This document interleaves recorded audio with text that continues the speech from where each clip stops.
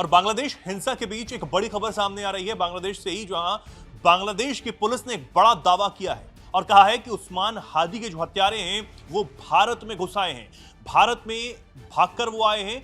और इससे पहले जो वहां का पुलिस प्रशासन है वो ये कह रहा था कि कोई भी सबूत ऐसा नहीं है कि जो उसके हत्यारे हैं वो भारत आए हैं। लगातार बांग्लादेश में ये मांग हो रही है कि उस्मान हादी के हत्यारों को सार्वजनिक कर दिया जाए, लेकिन इस बीच भारत को इस पूरे मामले में बीच में लाना अपने आप में एक बड़ी बात मानी जा रही है। पुलिस ने तो यह दावा किया है बांग्लादेश की, लेकिन उसके बाद भारत की तरफ से क्या प्रतिक्रिया सामने आती है, क्योंकि मेघालय में भागाने का यह दावा किया गया है कि आने वाले समय मेघालय पुलिस इस पर कोई प्रतिक्रिया जो है वो देती है, देखने वाली बात होगी। लेकिन और अपडेट्स क्या है इस मामले से जुड़ी हुई, मेरे साथ सोनम बताने के लिए। सोनम, क्या कुछ कहा जा रहा है बांग्लादेश पुलिस की ओर से, पहले ये बताइए, और उसके बाद अभी क्या चल रहा है और बांग्लादेश में। बिल्कुल चेतन, यहाँ पर भारत और बांग्लादेश के बीच जो उस्मान हादी को लेकर तनाव है वो बना हुआ है।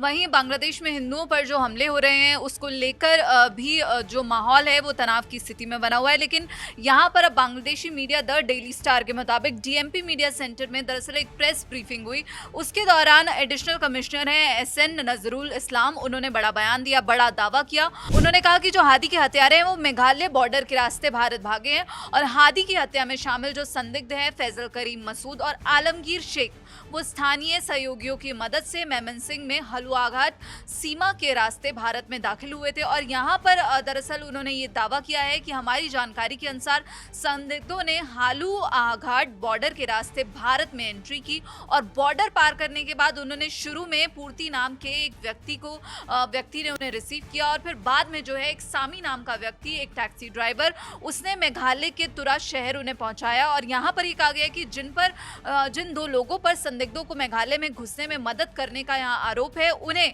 अब दरअसल भारत में हिरासत में ले लिया गया है। और यहाँ पर बांग्लादेश की पुलिस की तरफ से ये दावा किया गया है कि हम उनकी गिरफ्तारी और जो उनका प्रत्यर्पण है ये सुनिश्चित करने के लिए औपचारिक और अनौपचारिक दोनों चैनलों के जरिए भारत के साथ निरंतर संपर्क में है, भारतीय अधिकारियों के साथ संपर्क बनाए हुए हैं और आरोपी जल्द गिरफ्तार होंगे। लेकिन हमने देखा चेतन की जो उस्मान हादी का भाई था उसका भी बड़ा बयान आया, उसने सीधा सीधा आरोप लगाया कि जो हादी की हत्या हुई है उसमें यूनुस सरकार ने करवाई है, यूनुस सरकार का रोल है और ऐसा जो है चुनाव रोकने के लिए किया गया है।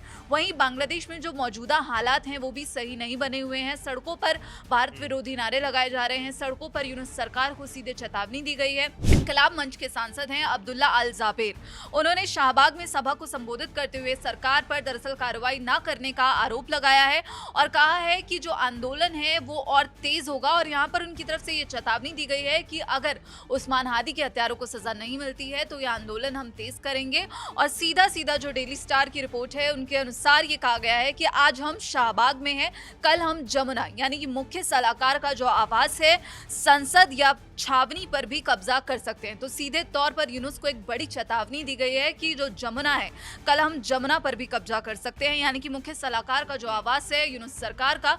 तो यहाँ पर अब सीधे तौर पर बांग्लादेश की सड़कों पर जो लोग उतरे हुए हैं, बवाल देखने को मिल रहा है, जो उबाल है उस्मान हादी की हत्या। बयान सामने आया क्योंकि कहा यह जा रहा है कि गिरफ्तार जो है वो भारत में किए गए हैं, मेघालय के रास्ते वो भारत में घुसे हैं। तो क्या मेघालय पुलिस ने गिरफ्तार किया है, क्या कहा जा रहा है बांग्लादेश की तरफ से, और क्या अगर गिरफ्तारी यहाँ पर हुई है, इस दावे में कोई सच्चाई है, तो भारत की तरफ से कोई प्रतिक्रिया?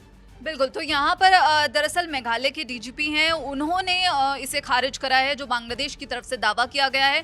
सीधे तौर पर भारत सरकार की पहले जब प्रतिक्रिया सामने आई थी बांग्लादेश में चुनाव को लेकर या फिर दीपू चंद्रदास की हत्या को लेकर, तो भारत ने ये सीधे तौर पर कहा था कि जो हिंदुओं पर हमले हो रहे हैं और अल्पसंख्यकों के खिलाफ जो जारी हिंसा है उसको लेकर गंभीर रूप से चिंतित है और जो हिंदू युवक की हत्या हो गई हम उसकी निंदा करते हैं और जो दोषी हैं उनको सजा मिलने की उम्मीद करते हैं। वहीं बांग्लादेश में निष्पक्ष चुनाव करवाने के लिए भी भारत ने एक बड़ी प्रतिक्रिया देते हुए कहा था कि हम उम्मीद करते हैं कि बांग्लादेश में जो चुनाव होंगे वो निष्पक्ष तरीके से होंगे।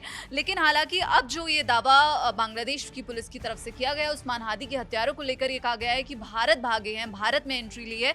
तो यहाँ पर अब मेघालय DGP हैं इदाशीशा नोंगरांग, उन्होंने कहा है कि कोई ऐसा कंफर्मेशन नहीं है। वहीं जो BSF Meghalaya frontier OP Upadhyay हैं, उन्होंने सीधे तौर पर कहा है कि ये बिल्कुल भी सच नहीं है, ये मलिशियस है और यहाँ पर जो है झूठी बातें फैलाई जा रही हैं, ये फैब्रिकेटेड क्लेम्स हैं जो बांग्लादेश की तरफ से लगाए जा रहे हैं। तो बिल्कुल जिस तरीके से अब ये कहा जा रहा है कि जो उस्मान हादी के हत्यारे हैं उनको भारत में लाने वाले कुछ जो लोग हैं उनको हिरासत में लेने की बात बांग्लादेश में की जा रही है। हालांकि इस सब चीज़ों को पूरी तरीके से भारत ने नकारा है, बीएसएफ ने नकारा है। मेघालय पुलिस के जो डीजीपी हैं उन्होंने इस पूरी बात को अफवाह बताया है, झूठ बताया है, ऐसी कोई सच्चाई इसमें नहीं है, ये साफ तौर पर भारत की तरफ से कहा जा रहा है।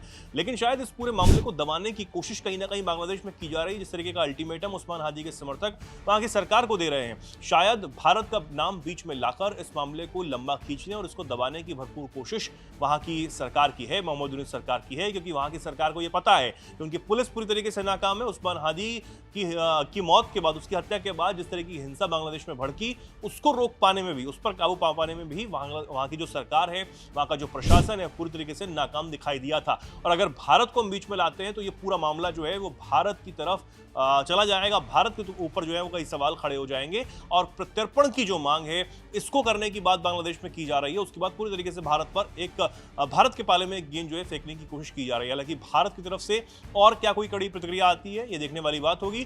फिलहाल आप इस पर क्या कुछ राय रखते हैं, क्या कुछ सोचते हैं, कमेंट सेक्शन में लिखिए। जुड़े रहिए, देखते रहिए दैनिक जागरण।